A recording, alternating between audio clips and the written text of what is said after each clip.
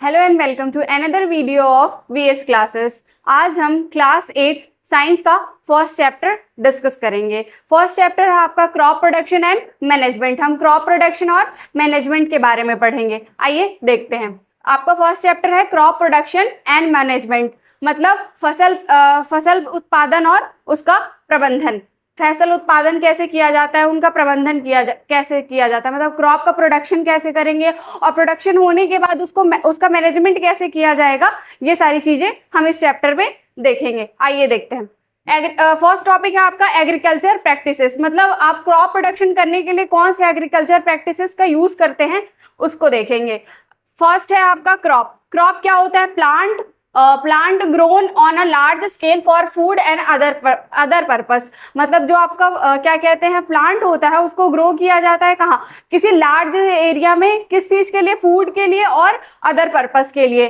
कितने टाइप के आपके क्रॉप्स होते हैं? टाइप ऑफ क्रॉप्स 2 टाइप्स के, खरीफ क्रॉप्स और रबी क्रॉप्स। खरीफ क्रॉप्स क्या होते हैं आपके? शोन इन रेनी सीजन, जिनको रेनी सीजन में बोया जाता है, और इसके एग्जाम्पल क्या है? पैडी और मेज। और सेकेंड है आपका रबी क्रॉप्स। रबी क्रॉप्स को shown in winter season, rabi crops को विंटर सीजन में शो किया जाता है, और इसका एग्जांपल है वीट और मस्टर्ड। हमने देखा कि क्रॉप क्या होता है। क्रॉप मतलब जो आप लार्ज एरिया में किसी भी प्लांट को ग्रो कर रहे हो, किस पर्पस के लिए? कोई अदर पर्पस हो सकता है, आपका फूड वाला पर्पस हो सकता है, और भी बहुत सारे आपके पर्पस हो सकते हैं। और कितने टाइप्स के आपके क्रॉप होते हैं? 2 टाइप्स के क्रॉप होते हैं, खरीफ क्रॉप्स और रबी क्रॉप्स। खरीफ क्रॉप को रेनी सीजन में बोया जाता है और उसके एग्जाम्पल है पैडी और मेज। रबी क्रॉप को विंटर सीजन में बोया जाता है और उसके एग्जांपल है वीट और मस्टर्ड। सेकंड टॉपिक है आपका basic practices of crop production. Crop production के जो बेसिक प्रैक्टिसेस होते हैं, कितने टाइप्स के होते हैं आपके?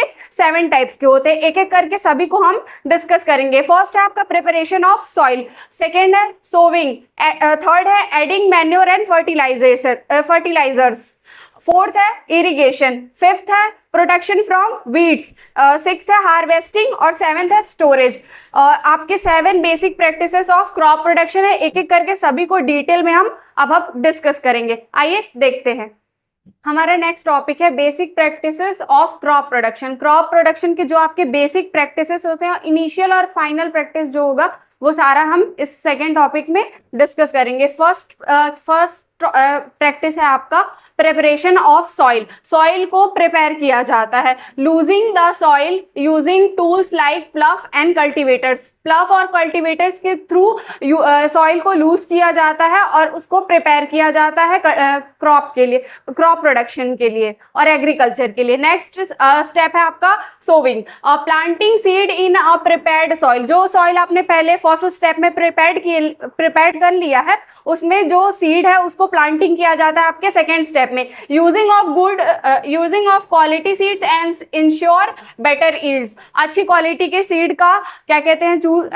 अच्छी क्वालिटी के सीड को चूज किया जाता है बेटर यील्ड के लिए। आइए हम देखते हैं कि ब्रीफली कि सोविंग कैसे होती है। अबाउट सोविंग, सबसे पहले क्या किया जाता है? सिलेक्शन ऑफ सीड्स का सिलेक्शन किया जाता है। Good quality healthy and diseases free seed, मतलब क्वालिटी भी गुड होनी चाहिए, हेल्दी भी होना चाहिए, कीड़े वगैरह उसमें नहीं लगे होने चाहिए, और डिजीजेस फ्री होना चाहिए। Are selected for the better yield. Better yield के लिए हमें गुड क्वालिटी हेल्दी और डिजीजेस फ्री सीड का सिलेक्शन करना होता है। Second, method of sowing. Sowing के मेथड क्या क्या होते हैं आपके? ट्रेडिशनली मेथड होते हैं और मॉडर्न मेथड होते हैं। ट्रेडिशनल मेथड में आप क्या करते हैं? Seed are manually scattered by hand से स्कैटर्ड किया जाता है फील्ड में सीड को। बट क्या कहते हैं मॉडर्न मेथड में आप किसी मशीन के थ्रू क्या कहते हैं सीड को क्या करेंगे? शो करेंगे फील्ड में।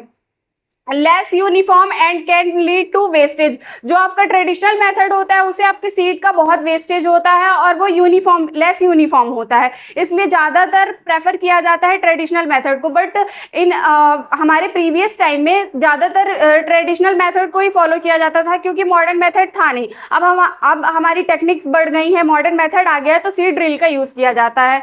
मॉडर्न मेथड में आप किसका यूज करेंगे? सीड ड्रिल का। अ machine that shows that shows seed at proper depth and distance। proper distance और proper depth में वो seed drill machine आपके seed को show करती है। seed are covered with soil automatically। seed को हमें खुद से cover करने की जरूरत नहीं पड़ेगी, वो automatically ही cover हो जाएगा soil में। थर्ड है आपका ensure uniformity and save time and labor। Uniform भी श्योर रहेगा और टाइम भी आपका बचेगा और क्या कहते हैं लेबर भी नहीं लगेंगे इसके लिए। तो आइए हम हमारा नेक्स्ट टॉपिक कवर करते हैं। आपका फर्स्ट प्रैक्टिस क्या था? प्रेपरेशन ऑफ सॉइल, सेकेंड था सोइंग और थर्ड है आपका adding manure and fertilisers. Fertiliser और मैन्योर ऐड करना आपके क्रॉप फील्ड में। और क्यों ऐड किया जाता है? They provide nutrients to the soil. ये क्या करते हैं? प्रोवाइड कराते हैं न्यूट्रिएंट्स किसको? सॉइल को। तो हम देखेंगे फर्टिलाइजर्स और मैन्योर के बीच में डिफरेंस, मतलब difference between fertiliser and manure, उसके बीच में डिफरेंस क्या होता है, फर्टिलाइजर्स क्या होते हैं और मैन्योर क्या होते हैं, इनको किस किस कैटेगरी पे डिफरेंशिएट किया गया है। फर्स्टली तो इसका डेफिनेशन होगा कि फर्टिलाइजर क्या होता है और मैन्योर क्या होता है। सेकंड है इसमें कितने न्यूट्रिएंट्स कंटेंट होते हैं। थर्ड है इसका प्रिपरेशन क्या होता है, इसका इफेक्ट सॉइल में, इसका इफेक्ट कैसे होता है, इसका कॉस्ट कैसा होता है, इन्वायरमेंटल इम्पैक्ट कैसा होता है, देखते हैं एक एक करके। Definition of fertiliser. फर्टिलाइजर की डेफिनेशन क्या होती है? A chemical substance added to the soil to increase the fertility. Fertility increase करने के लिए केमिकल सब्सटेंस ऐड किया जाता है जिसे हम क्या बोलते हैं?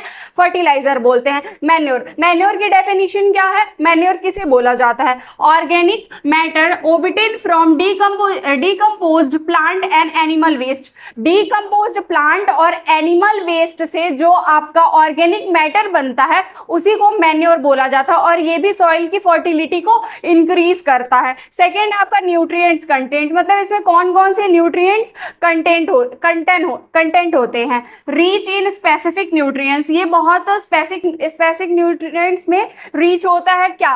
फर्टिलाइजर आपका, जैसे कि नाइट्रोजन, फास्फोरस और पोटेशियम। फिर ऑर्गेनिक मैन्योर में क्या होता है? Contain fewer nutrients in comparison. इसके कंपैरिजन में, मतलब फर्टिलाइजर के कंपैरिजन में जो आपका मैन्योर होगा वो बहुत फ्यूअर न्यूट्रिएंट्स कंटेन करता है और फर्टिलाइजर जो होगा आपका रिच स्पेसिफिक इन न्यूट्रिएंट्स होगा और मैन्योर जो होगा contain fewer nutrients in comparison of fertilisers. Next है आपका प्रिपरेशन। कैसे प्रिपेयर किया जाता है फर्टिलाइजर और मैन्योर को? Fertiliser made in factories artificially, इसको आर्टिफिशियली बनाया जाता है और फैक्ट्री में प्रिपेयर किया जाता है। बट जो आपका मैन्योर होता है उसको नेचुरली बनाया जाता है और prepared by decomposition of plants and animal waste से आपका मैन्योर बनता है और इसको नेचुरली प्रिपेयर किया जाता है। बट जो आपका फर्टिलाइजर होता है वो आर्टिफिशियल होता है और ये क्या कहते हैं? फैक्ट्रीज में प्रिपेयर किया जाता है। नेक्स्ट है आपका इफेक्ट ऑन सॉइल पे इसका इफेक्ट, फर्टिलाइजर का इफेक्ट सॉइल में कैसा होता है, मैन्योर का इफेक्ट सॉइल में कैसा होता है, ये चीज देखते हैं। Can harm soil if over use, अगर इसका ओवर यूज हो रहा है तो ये सॉइल को बहुत हार्म करेगा। अगर सॉइल हार्म हुआ तो फर्टिलिटी कम होगी और फर्टिलिटी कम हुई तो क्रॉप प्रोडक्शन भी कम होगा, इसलिए थोड़ा सा ये रिस्की होता है और इसका कम यूज करना चाहिए। लेकिन जो आपका मैन्योर है वो improve soil structure and fertility, इसको आप कितना भी डालो क्या कहते हैं वो क्या कहते हैं सॉइल का स्ट्रक्चर इंप्रूव करेगा, उसकी फर्टिलिटी इंप्रूव करेगा, ये बिल्कुल भी हार्मफुल नहीं होता है। नेक्स्ट है आपका कॉस्ट, मतलब ये एक्सपेंसिव है या फिर लो कॉस्ट है, ऐसा देखते हैं कि कौन सा एक्सपेंसिव और कौन सा लो कॉस्ट में है, कौन सा चीप है आपका। फर्टिलाइजर्स क्या होता है आपके? बहुत एक्सपेंसिव होता है क्योंकि आर्टिफिशियली बने होते हैं, फैक्ट्री में प्रिपेयर किए गए हैं, केमिकल सब्सटेंस है तो ये एक्सपेंसिव होगा ही। बट जो आपका मैन्योर है वो डिकम्पोजिशन ऑफ प्लांट्स और एनिमल वेस्ट से बनाया जाता है तो वो ज्यादा आपका कॉस्टली नहीं होता, वो चीप होता है। चीप एंड इजिली अवेलेबल, आपको इजिली अवेलेबल भी हो जाएगा और ये चीप भी होता है। नेक्स्ट है आपका इन्वायरमेंटल इम्पैक्ट, मतलब इसका इम्पैक्ट इन्वायरमेंट में आपका कैसा पड़ता है। फर्टिलाइजर का इम्पैक्ट इन्वायरमेंट में कैसा पड़ता है, मैन्योर का इम्पैक्ट क्या कहते हैं इन्वायरमेंट में कैसा पड़ता है, ये चीज देखेंगे।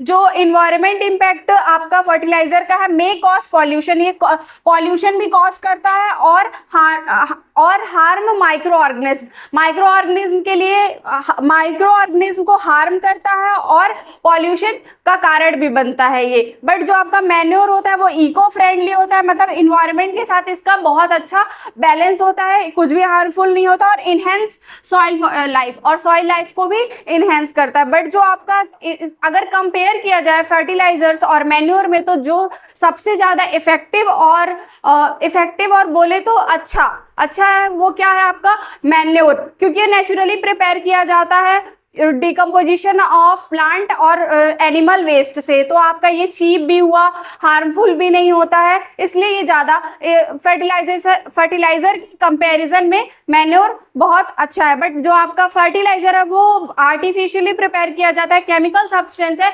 इसलिए ये बहुत हार्मफुल होता है हमारे इन्वायरमेंट के लिए भी और सॉइल की फर्टिलिटी के लिए भी। अगर इसका ओवर यूज किया जाए तो सॉइल की फर्टिलिटी कम होती है।